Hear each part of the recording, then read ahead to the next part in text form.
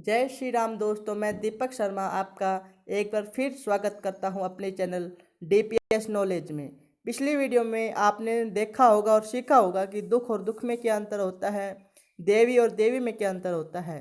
यदि आपने हमारी पहली वीडियो नहीं देखी है तो कृपया करके हमारी पहली वीडियो देखिए, जिसका लिंक मैंने डिस्क्रिप्शन में दे दिया है।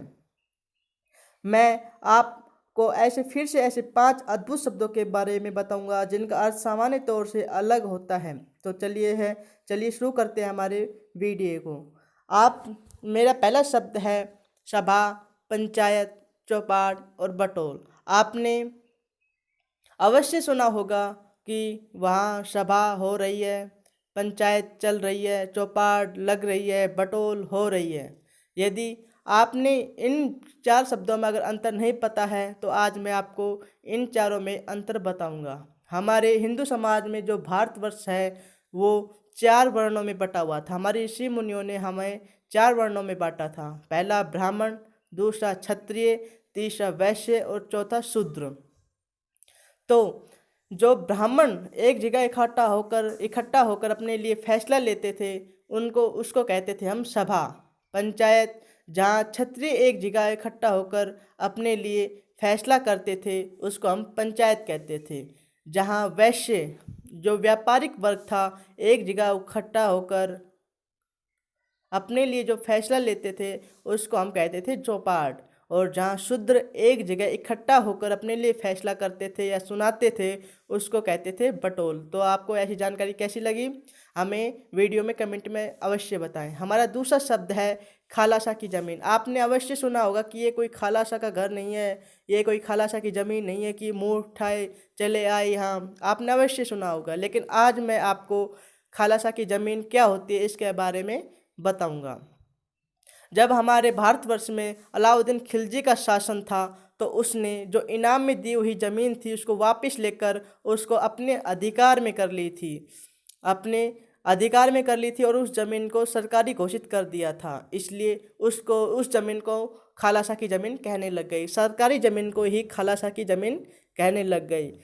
जहाँ कोई भी आ जा सकता तो था, लेकिन अपना अधिकार नहीं जमा सकता था, उसको हम खालासा की ज़मीन कहते थे। आज समझ में आ गया होगा कि खालासा की ज़मीन क्या होती है। हमारा तीसरा शब्द है प्रसाद। ये शब्द तो एक है, लेकिन इसके प्रयोग 2 प्रकार से होते हैं। एक, प्रसाद का मतलब होता है फल, जैसे भगवान का फल मिल गया, भगवान का प्रसाद मिल गया, मुझे ऐसा प्रसाद मिल गया कि मैं ज़िंदगी भर याद रखूँगा। एक प्रसाद का मतलब होता है फल।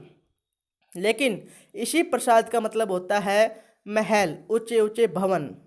जैसे कोई बड़े बड़े प्रसाद बनाने से कोई बड़ा नहीं हो जाता, इसलिए इस प्रसाद का मतलब होता है महल।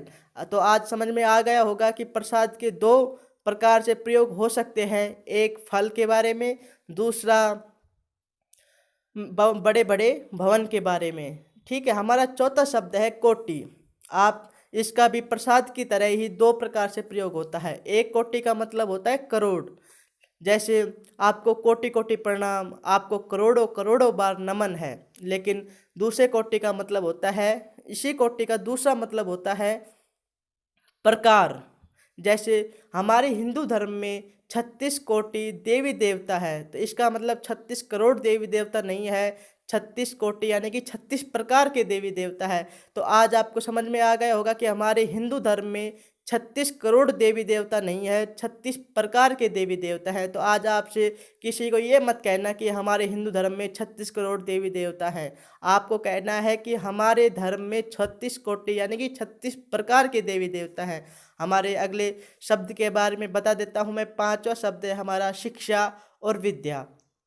आपने खूब सुना होगा कि ये तो शिक्षार्थी है, ये तो विद्यार्थी है, लेकिन हमें इनका मतलब नहीं पता, इनका अर्थ नहीं पता, इनके अंतर नहीं पता कि शिक्षा किसे कहते हैं, विद्या क्या है, शिक्षार्थी कौन है और विद्यार्थी कौन है। तो मैं आज बता देता हूँ। विद्या, हमारे पहले के गुरुकुलों में जो हमारे आचार्य थे वो विद्या देते थे। वो किसी चीज़ को स्पेशलिस्ट ज्ञान देते थे किसी बच्चे को, उसको हम कहते थे विद्या। विद्या को हम एक आध्यात्मिक ज्ञान से भी जोड़ के देख सकते हैं और कला भी हो सकती है। जैसे पहले के ज़माने के जो आचार्य होते थे, जो गुरुकुलों में होते थे, वो अनेक प्रकार की विद्याओं, कलाओं का ज्ञान देते थे और जो उनको ग्रहण करते थे, उनको हम कहते थे विद्यार्थी। लेकिन आज के समय में मैकॉले की शिक्षा प्रणाली में आज स्कूल, जगह-जगह स्कूल खुल गए हैं, वहाँ पर सामान्य रूप से सभी एक जैसी पढ़ाई या शिक्षा दी जाती है और उसको हम कहते हैं शिक्षार्थी। जो शिक्षा ग्रहण करता है उसको शिक्षार्थी और जो पढ़ाते हैं उनको हम शिक्षक कहते हैं, ना कि गुरु। गुरु एक शिक्षा, एक सामान्य तौर से एक विद्या ही होती है, लेकिन हम इसको विद्या नहीं कह सकते। ये एक प्रकार की शिक्षा होती है जो सभी को मिलती है और इसको ग्रहण करने वाले को हम शिक्षार्थी कहते हैं। तो हमारी वीडियो आपको कैसी लगी हमें कमेंट में अवश्य बताएं। अच्छी लगी हो तो हमारे चैनल को सब्सक्राइब कर दे और लाइक कर दे। धन्यवाद।